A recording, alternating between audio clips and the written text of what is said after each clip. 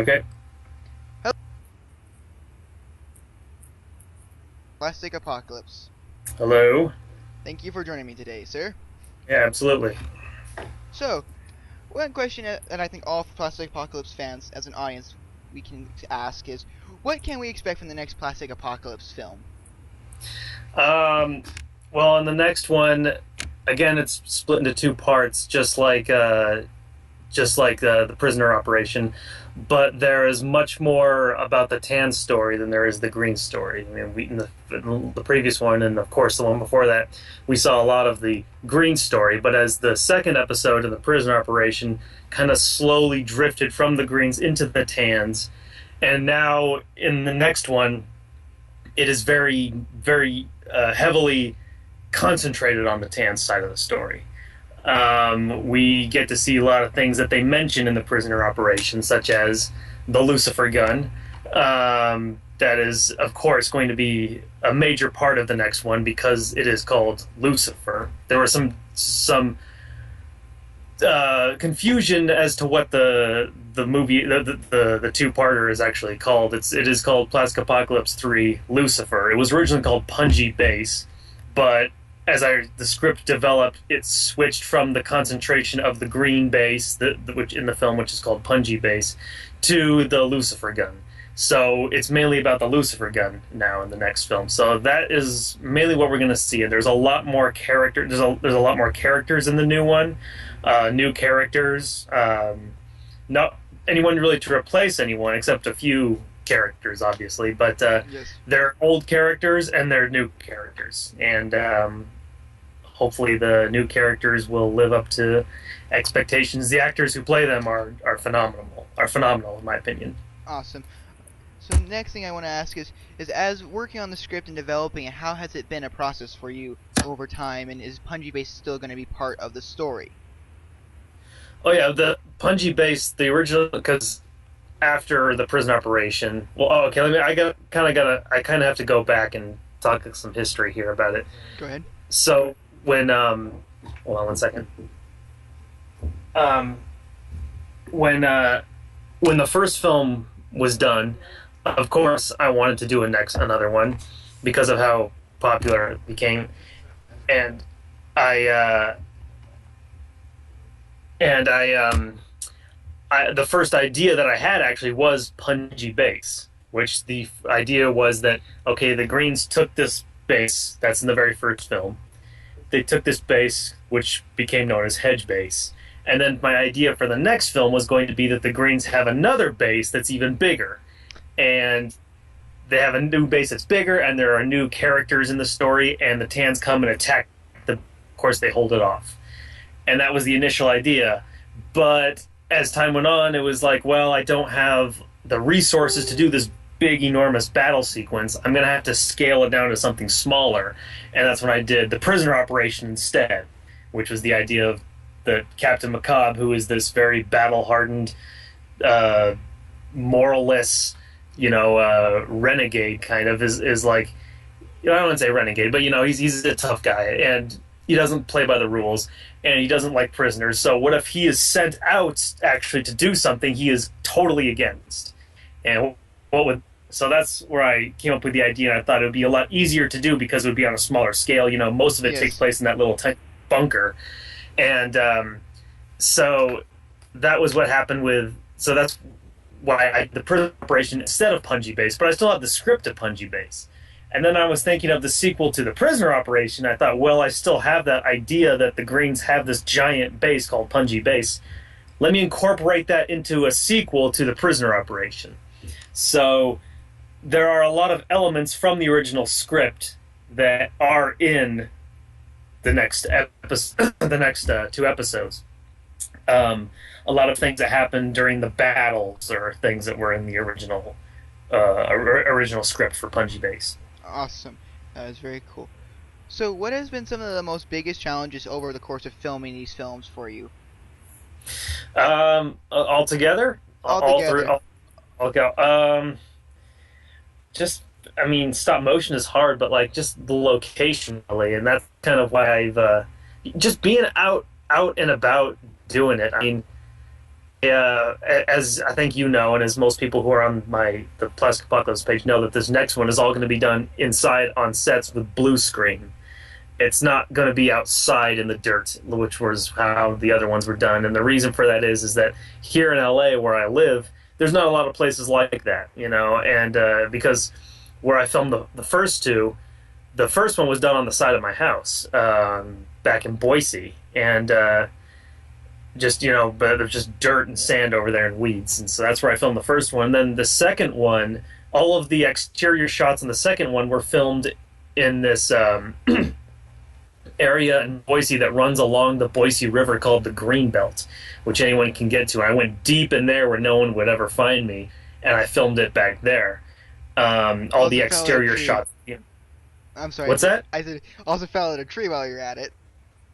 Oh yeah, that's true. I broke my ankle when I was out there. Yeah, that's a whole thing, and that again goes with why it's hard. That's the hardest thing is being outside. But why it's hard is because I mean the sun, is going like this, and stop motion takes a long time.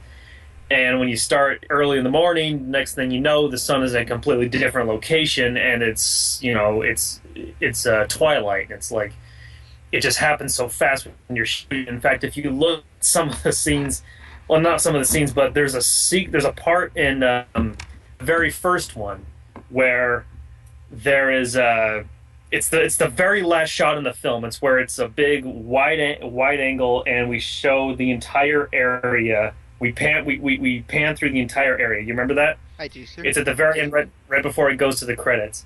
And the reason why I did that was because I wanted to show, just this massive battle that took place. Let's go back and show that it's just this small little lot on the side of a house. And when I was doing that, I was slowly in stop motion, panning and just move it this way, take a picture, click a little bit, and just take a picture. And if you look down closely, there's a shadow of the house on the ground, and as the shot is moving, the shadow is moving backwards. It's very evident in that moment when you see the shadow of the house just moving. And there's a lot of stuff like that you see it sometimes in the first one and in the second one where you see shadows drastically moving. So that's the biggest challenge for me, is just being out there trying to capture the moment when you have daylight burning and the sun is also scorching hot. I understand that completely. Yeah, and there's bugs and there's stuff outside. There's wind. It's just like it's really hard doing stop motion outside and outside in the dirt, and you gotta protect the camera because the slightest thing, any dirt that gets on the camera is going to ruin it. In fact, that's what happened when I filmed the first one. The digital camera I was using, by the time I was done with it, it didn't anymore. So I had to, because it had dirt in the lens, so I had to go to a shop and get it repaired for like $100. But I remember also when I was filming the first one, being out there in the sand, because there was no trees above me. In the second one, I was out in the middle of the forest. There was trees all around me. When the first one, the tips of my ears were sunburnt, and my shoulders were sunburned. I had a pair of jeans that had a hole on one knee, and that knee was sunburned. It was so hot being under that sun.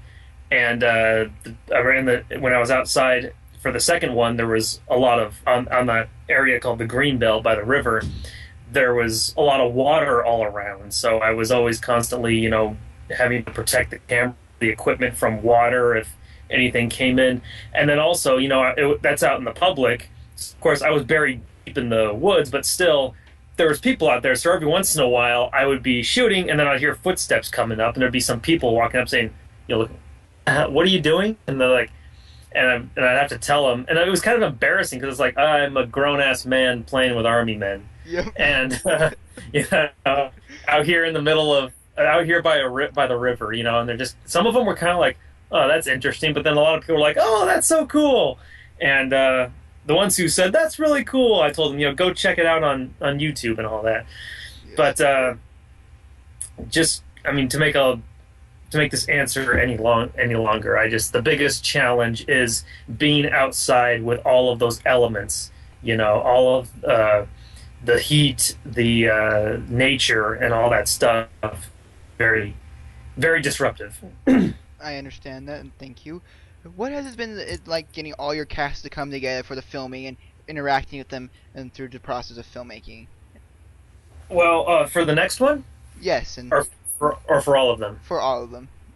Okay, well, for the first one, it was you got to remember this is something to do during the summer, and I had experimented with a lot of stop motion before I did Plastic Apocalypse. I had done a lot of like 2 minute to 5 minute tests with army men that I got, but I'd never done anything big. So I when I was going to do it over the summer, this was 2011. It was just like I had nothing really to do. I wasn't in school, over the summer, so I was just like, well, I guess I could make some stop motion stuff with my movie. And so when I was just messing around doing it, my friends sometimes would come over, and he would help me out with it. And then eventually, once it was all edited. And actually, this is going to sound interesting, but when I was first shooting it, I initially did not want any voices in it. Hmm. I just wanted it to be. I didn't want there to be any dialogue. I wanted it to be like. Obviously, when I was shooting it, I realized that was not possible. So I, started saying, okay, this guy will say this guy will say this. But like at the beginning, when Captain McCobb and Stalwart show up and they're like scanning the area, and he turns to him and says, "It looks all clear, Sergeant." And Captain McCobb says, "Yep, all right, everyone, move up." My initial idea for the dialogue was that he would just go like, and then he would go, it'd be like that kind of, it Uh, would be very like, just very, very cartoony and purposely vague. Um, but as it went on, it just got more complicated. And this is just how my mind works: is that when I'm working on something, then I'll think of something else for it, and then it just builds on and on and on. And that just became more evident that there was actually going to be dialogue in this, where someone was going to have to say, we're doing this, you go here, you go there, this is our plan. And we were filming my friend at the time. I just said, "Hey man, you want to do the voice of the sergeant? I guess I'll do the voice of the captain." He was like, "Yeah, sure." And then he had another friend that was like, "Yeah, I'll do a voice." And then we went over to record at another one of my friend's house. And then that's the friend who did the, "Oh my God, my hand." He wasn't even supposed to do a voice, but we were just like, "Hey," his name is Sean. We're like, "Hey Sean, you want to say some things right here?" And he was like, "Sure, whatever." So, and of course, when we were recording our voices, we were just making it up. So there wasn't any casting as far as the first film went. And as when I did the second one, obviously this was all a script. The first one had no script, but the second one had a very detailed script, and I wanted actually like, because I did the voice of Captain McCobb, and I did the voice of some other soldiers in the first one. I did the voice of McCobb, and then I also did the voice of General Dartmouth, and but I was like, I need someone else. I need another actor, because I can't do the voice of Major Windsor. I can't do his voice, because that's just it cheesy. has to. Yeah, well, it's just cheesy. It'd be like, "So Major Windsor, yeah, what are you up to?" It's just like, it's not right. I need there to be actors in this. So being in film school, I knew a lot of people who had connections, and I, knew some actors from some classes I worked on, and this guy who I knew from this scene that I did in directing actors. I met him on LA Casting. His name was Nick Dopich. He does the voice of Major Windsor, Hmm. and he's an actor, but he's also a stand-up comedian. That's like his main thing. Uh-huh. And he's very good at what he does. And for what had to work with, I thought he did a really good Major Windsor. And I would he agree with you on that. I thought he did yeah, a very, as a viewer, I really enjoyed his performance, and I felt right. kind of bad for him when he got his legs melted off.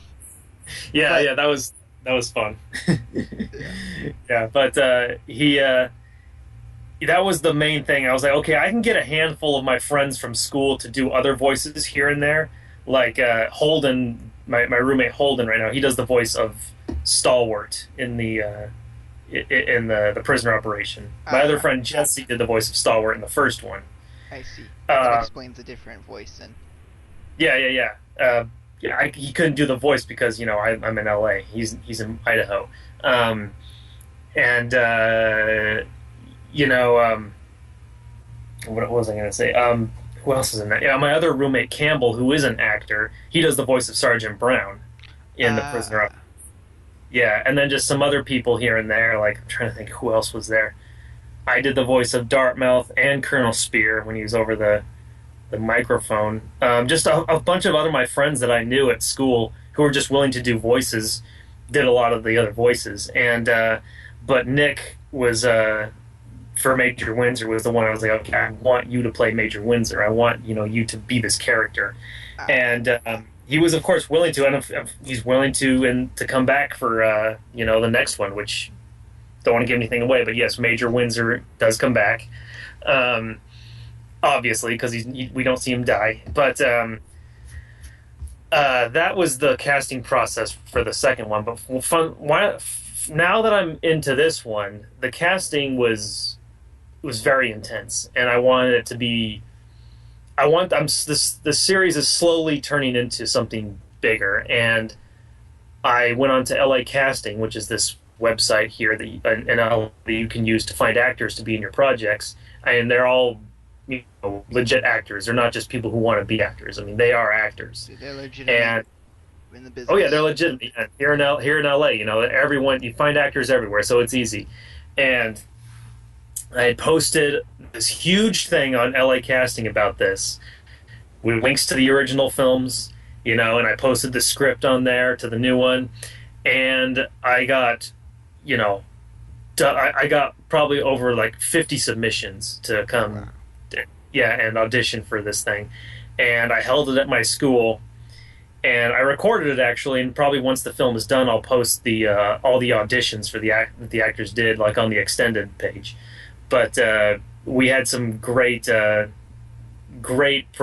people come in and audition, and it was very relieving to see that, because I just don't want people to continue to be voices in this thing and pretend to be acting, if that makes any sense. Yes. Uh, in the first one, again, we weren't actors. We were just fucking around, and we were doing the voices. And there's parts where the guys who are pushing the cannons, when he's like, "Oh God," Yeah. he's not really screaming. He's pretending to scream, Screen.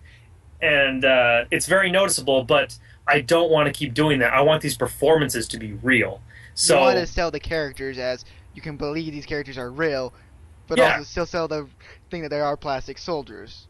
Oh yeah, absolutely. That's the whole thing. It's like it has to be done in order to make it believable. They have to be good actors. And in fact, I'm even really working on my performance for Macabre for the next one. But it has to be it has to be done by very good actors who know what to do and know how to take direction well. And the actors that I have signed up are very good, and I'm very happy with them. And I don't really want to give much away, but there are new like okay, Macabre is the main green character in the movie, Hmm. but there are new characters who are like the main focus, if that makes any That sense. makes sense. He's there and he's a character, but the other characters are taking more precedence because they are, focusing on their sides and perspectives of everything. Right, right. Like I posted all the casting on the group page. I don't know if you saw that, but did you Real, see that? yes, I did. And real quick, guys, if you are watching this, I will have links to everything in the description, so you guys can go to the Plastic Apocalypse Film Group, Micheal Ackerman's personal channel, and the Plastic Apocalypse YouTube channel. So, Right. thank you. Okay. Excellent. Yes. But yeah, on the Facebook group page, I posted all the images of the casting with the actors' headshots to show that these are legit actors, and very good so far. I have nothing but excitement for the future once we start finally recording. And how this is going to be done is very different from the originals. Obviously, for the first one and the second one, it was we were just in a recording booth. Well, actually, in the first one, we were just in my friend's bedroom. But in the second one, we used the recording booth at my school. How I want to do this one is very different, because I want these performances to feel very organic. And what I'm going to do is us as the actors, we are actually going to play out the scenes, but record ourselves doing it, if that makes sense. That makes perfect sense to me. At least to me, I understand what you're saying, and that actually sound will, probably, in my opinion, probably sell it more realistically. As Yeah. okay, that would be really good. Yes. And I'm recording the dialogue before I start shooting because when you're doing a scene, something spontaneous that just comes from acting. You don't know what's going to happen. So, and I'm not only going to record the dialogue, I'm also going to film it as it plays out. Not like A camera, B camera, just show the whole thing. So you see the body movements and you see how certain people react when you're playing the scene out. So if I'm watching it, say, okay, I'll have that character do what he does right there. That's interesting. I like that. And I like to give my actors freedom when I work with them. Not voice acting is a different thing, but in the past when I've done live action movies, I like to give my actors freedom. Say, okay, we got this. This is what this character says, but if you feel like there's something in there that you want to add to it, feel free to do so. And I like that spontaneous, organic nature to acting, and I want to capture that in the next film. So when you're watching it, you're watching these little army men do this stuff, and you're listening to them. It sounds very believable. So it sells yet again the realism and making the audience get connected and actually buy into the world of the film. Absolutely, yeah, and it just makes it more. I mean, that's what acting is. It just makes you give a shit. Yes. To put it bluntly. Yes. All right. Are you finished, or can I ask the next question? Yeah. That's all. That's all I have to say about the casting. Thank you. What is? Dang it, wrong one. Old one. What has it been like making the sets for the film, building everything from the ground up? Oh man, it's both very fun and very stressful. The sets for this one have been immense. There was no set at all for the first one. For the second one, there was sets, and that's a lot of fun, but it's scary because I love models. Obviously I love miniatures and stuff like that. I love plastic army men. I love little things. So I love building Yes. models. Always loved building models as a kid. So I love getting in there and doing little details and stuff like that. And so when it came to be that with these sequels that they're going to actually require some interior sets made of miniature objects, I was like, that's going to be fun. However, shooting that around all that shit is going to be hard because the camera, imagine it like this. So if we were going to shoot in a living room with regular actors, imagine that the camera is the size of a semi-truck, Yes. It's not gonna work. Yeah, it's not going to work. So you're going to have to you're going to have to find out a way to get around that. And what I did was I split the sets into quarters, like the bunker set was divided into 4 sections. And if I wanted to film in one angle, I would just move the pieces around it out of the way and just shoot in that. And then if I wanted to, whatever, come over to over here, just put that section of the wall there, and that's fine. And then if I wanted to shoot directly behind me, you just take the walls that are back here and put them right in front of the camera. You don't have to move the camera that much. Yeah. So And it still looks like the camera's moving, but it isn't. yeah, it looks like a one-to-one shot. It looks like a okay, we're right here, and the okay, I'm talking, we're looking at this person who's talking to us, and then we're going to switch to the person right there. It's like that. It's a 2-shot, but it's moving the sets rather than moving the camera, Which and that's makes yeah, it which better is quality. oh yeah. Well, it's what's necessary. It's what you have to do with this kind of thing because unless I have a GoPro camera, which GoPro cameras don't have little screens attached to them, and you can't control the focus very well. They're not meant for shooting intricate stuff like this. And once I get enough money to where I can actually buy proper, very professional stop motion equipment, such as a camera, I have to rely on what I have, and that's just the best way of doing it. But I love building sets. Going back to the sets, I love building sets. I love, building little things and constructing. It inspires me even more when I build them. The latest one was General Dune's office, which was very similar to building just like this the bunker set for the prisoner operation. However, the one that I did before that was the cavern base, which yeah, I think you probably saw that on the I've seen page. it. It looks very well done, sir. Just Thank you very much. And but oh my god, like that took weeks to build because it's huge as you can tell. yes. It has to house Lucifer and then an office and the railroad track that runs through it, and it became much bigger than I thought it was going to be. Um, how that was done, it was built with a wooden skeleton of wooden beams, all constructed into this wooden box basically, and then inside that was chicken wire mesh, Ah. yeah, that lined the whole thing, and then on top of that was paper mache, and then Ah. on top of the paper mache was plaster to give it a rock-like texture, then spray painted gray with some brown hue to it, and then whitewash to give it a jagged rock-like surface. All And right. I That's think it looks pretty good, but like, I mean, just explain that process to you. That took weeks to do. That because obviously I can't work on it all the time, and obviously. it's just so big. And oh my god, that was a huge undertaking. So if I ever have to do something like that again, I don't know if I'll really be looking forward to it. But the finished product is very satisfying indeed. Yes. But no, I love building sets. I love miniatures. I love doing little things. Shooting around them is the main challenge, and that's what you really have to think of when you're building something. Not just, okay, does this look cool, but Practical. is this feasible? Can I work around this? So that's what I mainly think about when I'm building sets. Okay. I need to take a quick break from recording, and we'll be right back. Okay. Okay, we're back, everybody. Thank you for waiting. So, Mr. Ackerman, this is more of a personal question of mine. Is Sergeant Moss dead or alive? Because I know there's a huge debate on the Facebook page. I want a definitive answer to that question now, please. Okay. Yes, he is dead. Okay, you thought I was gonna say yes, he is alive. No, he is not alive. He is dead. He is gone. He is not coming back.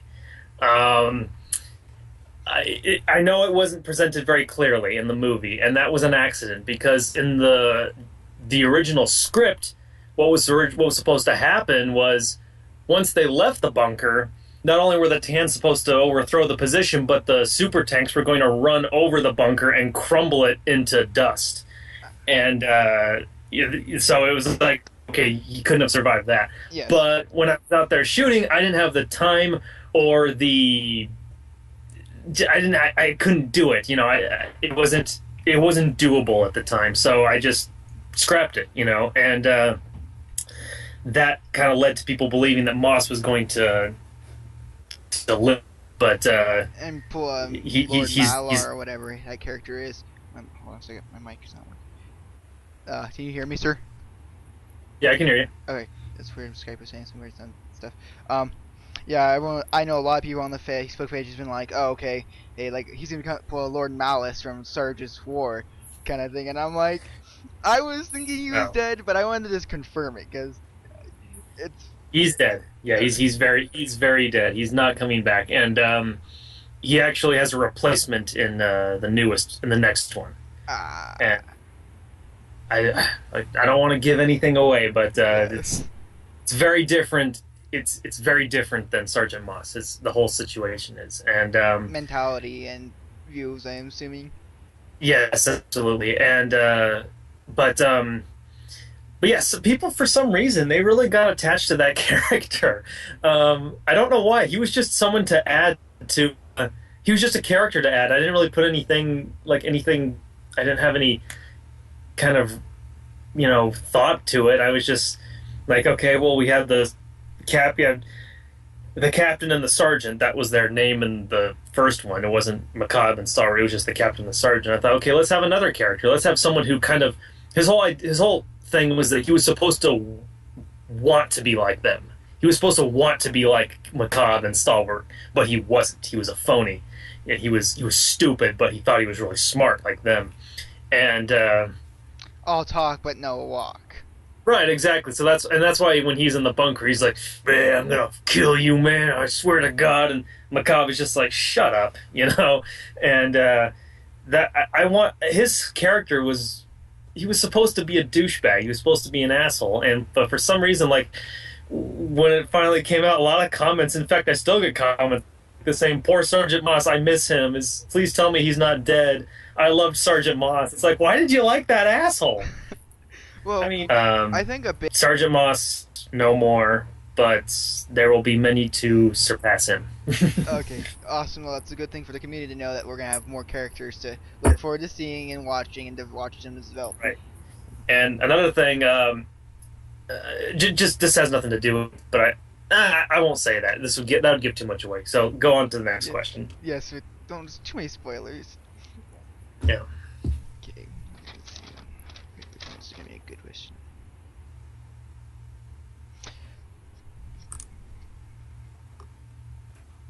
So this is more like a prop question. How has it been customizing your own army figures to actually sell the characters and painting them and through that process? Oh, you mean like customizing plastic army men? Yes, like that process of, you know, cutting them up, customizing them and also hunting down the different poses. Right, right. It's fun. It's kind of like with building sets. It's fun, but it can be stressful.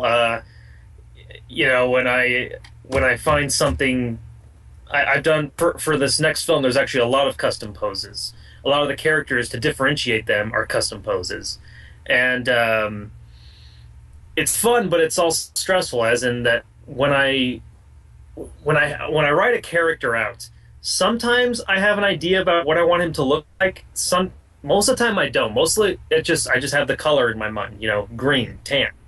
I don't think about physical appearance. What the army man's going to look like. Unless I find an army man and I say, okay, I like the way this guy looks. I want to make him a certain character. But yeah, it's just kind of like, okay, this character needs a pose.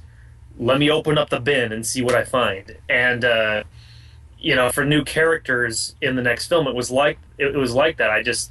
I opened the bin of army men that I have, and I dump it out, and I say, okay, let me try and find something that I want. What weapon do I want him to use? That's kind of what I think of. Rifle, submachine gun. If he's a high-ranking officer, he's probably just going to have a pistol or something like that. And so I'll find, a pose with whatever the weapon I want, and it's like, okay, that's a good pose, and okay, I gotta find the ones that match this series, Yes. And so then you just kind of scrounge, or you spread them all out, you look for them, and say, okay, there's this, and then for some characters, like the next the guy who kind of replaces Major Windsor in the next film, his name is Captain Tuscan. He's not Windsor's replacement, but he's like the next tan like guy. He's like the tan version of Macabre, and Yes, he's the next person in chain command to step up through right, attrition. right. Yeah, he's the commander of out in the field. He has he's armed with a submachine gun, and I found an Airfix model, but I didn't have at the time any tans in that Airfix pose with the grease gun, the M3 grease gun. That's the gun that pose is using. That they're going like this, And I wanted to find a guy for that character. I said, okay, Captain Tuscan's going to be using a submachine gun. I have to find that pose. I couldn't find one in tan, so I just took a green one and spray painted him tan, which initially meant that no matter what poses I used for him after that, we're going to have to be spray painted that same color. So they match, and since Right. it doesn't look like crap when you have tan guy is like a dark brown that goes to a light tan. Yeah, it wouldn't work. So that's what I had to do. But there also, for that pose of the submachine gun, there aren't any guys crouching on one knee with a submachine gun. So what I did was I found another submachine gunner. I cut him in half at the waist, and then I took the same model as the submachine gun, the same series, that is, of a guy that was kneeling with his rifle, and I cut him in half and I mated the two together. So he has his submachine gun like this, but he's crouching, and then I spray painted it, and that's just that's just kind of what you have to think about is that what this character looks like and what weapon he's going to use, and if there are any poses in the series that he's a part of that use that, and if they use the weapon that he does, and if not, then you're going to have to modify him and replace him with the correct weapon. Yes. Replace it with the correct weapon, and that's what I did with another character who is he's the basic Tim Me pose, but he just uses a pistol. So when there's guys that are that pose where they're kind of standing with their arm out and their M16 in the other hand, I had to modify that by chopping the arm off and then just putting a pistol arm on it instead of from a captain like M16. the Timmy like Bannock guy. Yeah, kind of like that. Yeah, but so that's what you have to do is just think of the weapon and the series they come from and whether or not how much you're going to have to modify them, and modifying them can be fun, but I love doing the whole thing where you cut them in half and you put the upper part on a different bottom part. I love doing that. It's easy. Some more difficult things are molding different limbs onto bodies, because not only do you have to unless you pull it off perfectly and just and put it right on the body and it just looks flawless, have some runoff, once you attach it. So then you got to go in there with your X-Acto blade and cut it up and then try and smooth it out with the flame, and it can be very, very difficult. And I've had a lot of mess ups doing that. And the hardest thing though is trying to change a weapon. Like, so for this one character that I have in the next film, his pose, he had his it's like the binocular where you were just said, the binocular guy with the pistol, like the Tim Meat mode, like that with the pistol and the binoculars. But I cut off his right hand, and instead I have he's holding an M16 that's propped up against his knee. Yes. And because that's his weapon, and cutting off that M16 is not a problem, but trying to mold it onto the body was very difficult because that rifle is so tiny, the plastic is so thin that if you just do one little thing, like if it gets like just a tad bit too close to the flame, the entire thing will just melt into a drop. And I've had that happen, and it's like, well, I gotta get another weapon now. And then what I've mainly done for that, because I've had a lot of screw ups with that, I super glue them on the weapons that they're holding. Just trim up the hands and stuff so they look like they're actually holding it. Yeah, instead of melting it to the plastic, because you gotta also think when you have your lighter and you're melting them, not only is it making the plastic malleable, but it's changing the appearance. A guy's hand might look like this, and then if it gets too much flame, it's just going to morph into a blob. Yeah. And in fact, I don't know if you saw this detail, but in episode 2 of the prisoner operation, there's the part where Moss is being patched up after he got shot through the soldier, and the medic that's working on him, his arms are like this, and he's like doing this around Moss's shoulders. That was a customized army man, obviously, and his face just melted. I don't know. It was a blob. Yeah. That's one thing I noticed, but I was thinking, okay, I'm just gonna look over that as enjoying the film. I was way too sold into the film. Yeah. That was such a fuck up on my part because I did those arms. I chopped the arms off and I positioned them just like that, so it looked like he was working on a guy's shoulder, and it was perfect. I was like, all right, this is awesome. And then I just went to smooth off some of the plastic that was around him, and his face got too close, and it just became this flat surface. And I was like, I'm not making another one. It's only going to be in one shot for 2 seconds. It's not a big deal. But yeah, if you go back and watch that, you'll notice that the medic that's working on Moss, he has no face. Best medic ever. I don't see what I'm doing, but I can do it. There you go. But oh man, so that's what it's like doing custom poses. You got to be very careful. I think this will be probably the final question I have to ask you. What plans do you have in the future for future films besides Plastic Apocalypse and just in general your filmmaking career? Oh man. Well, I'm kind of coming up towards the end of my school career. I'm going to be graduating soon, and obviously I'm going to school for film, but directing and screenwriting is my emphasis. However, I've kind of realized that the film business is not something I'm very interested in. What I'm more interested in is being an independent filmmaker, an independent artist, and sharing my stuff just on YouTube, on the internet, whatever, however I can, and supporting myself instead of working for companies and studios.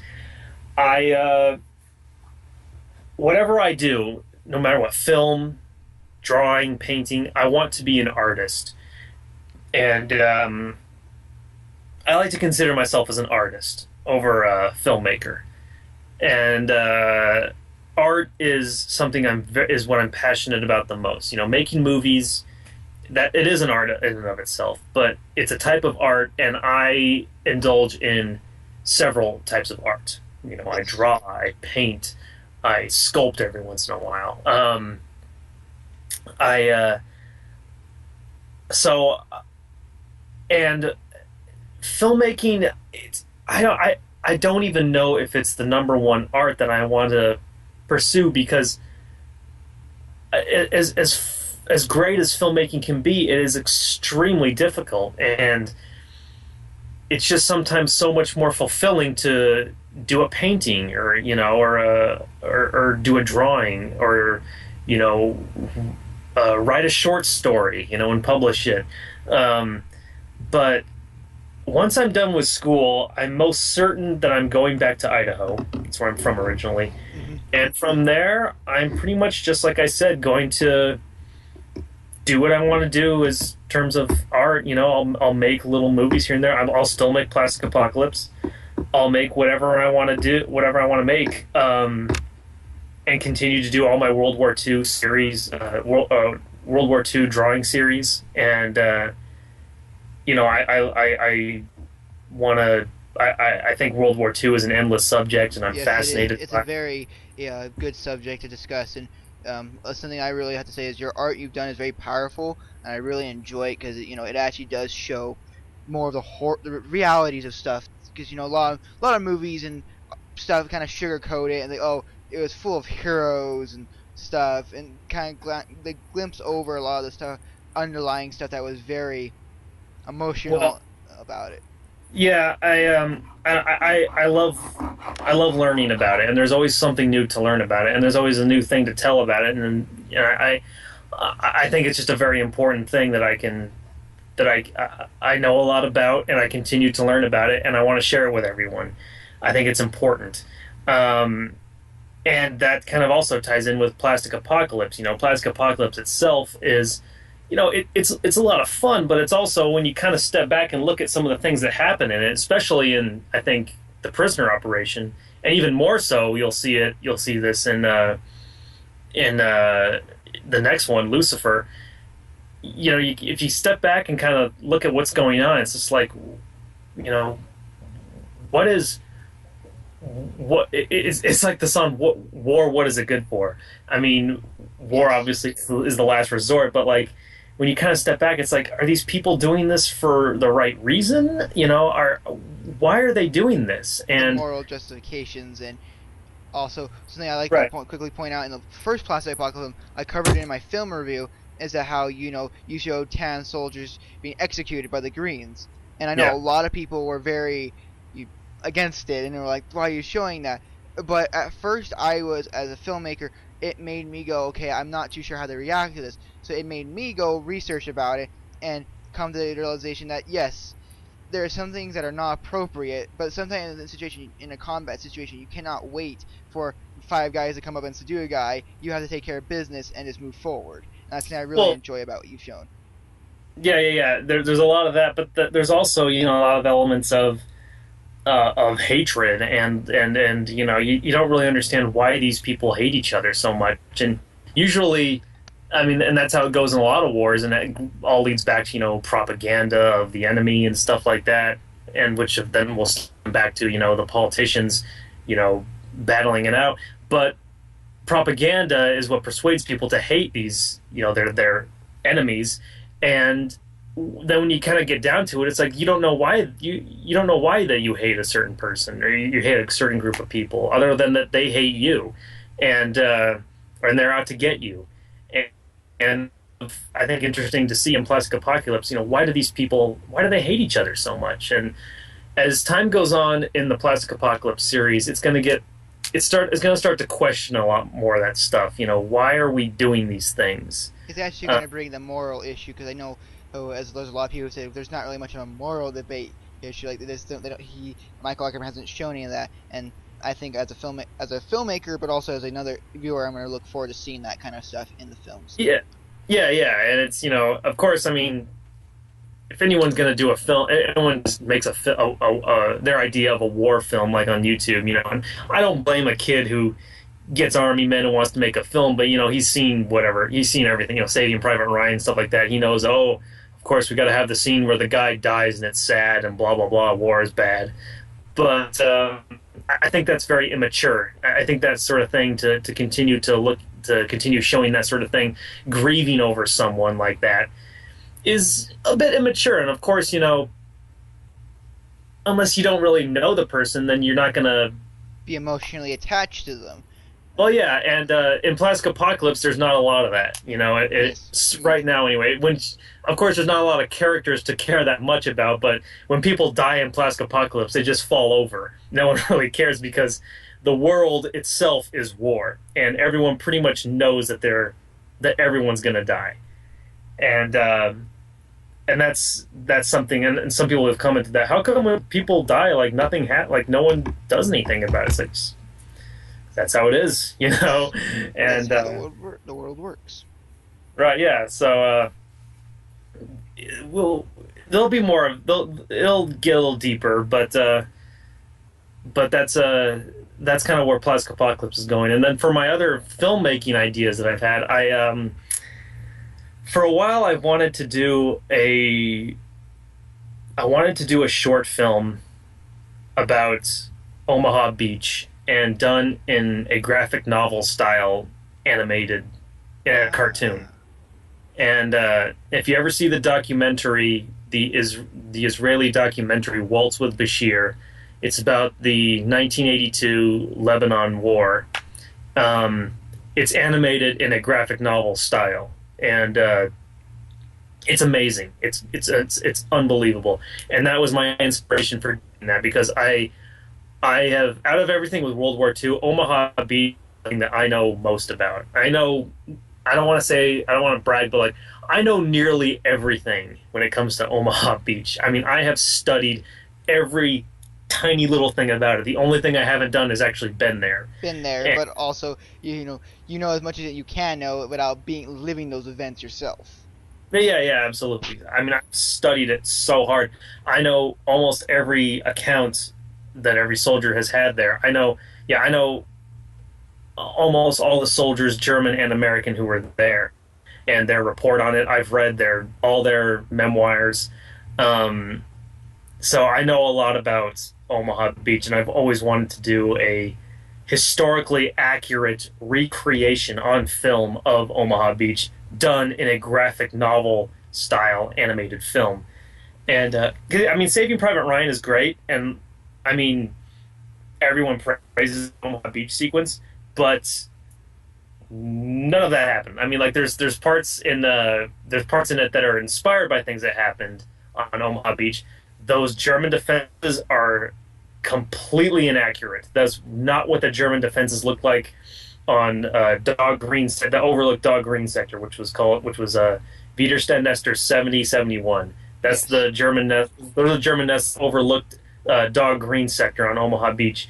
Didn't look like that whatsoever. I could go into a whole detail about what that entails and why the filmmakers for Saving Private Ryan chose to do that. That's a whole different subject that I'll do in Yes. another video.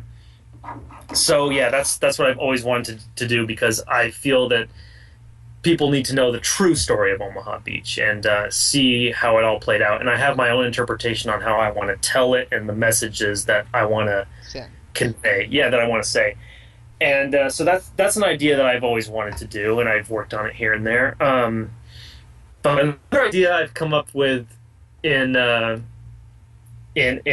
recent times that I'll probably eventually do is a kind of, it would be considered a cousin series to Plastic Apocalypse called Toy Commander, and Uh-huh. it's a stop motion. It would be stop motion, and what it is, it'd be based on this game that I had for the Sega Dreamcast when I was a little kid called Toy Commander, which I still play every once in a while. Fantastic game, you know. Look it up. It's so good. It was like Toy Story. It was like Toy Story War. You know, the game was, you know, your toys and you're battling. You're having toy wars in this kid's house, and it's so much fun. I love it, and I've always wanted to do kind of a film adaptation of Toy Commander. And how I would do it is that, yeah, it's basically, it's what you see. What the movie is about is a child.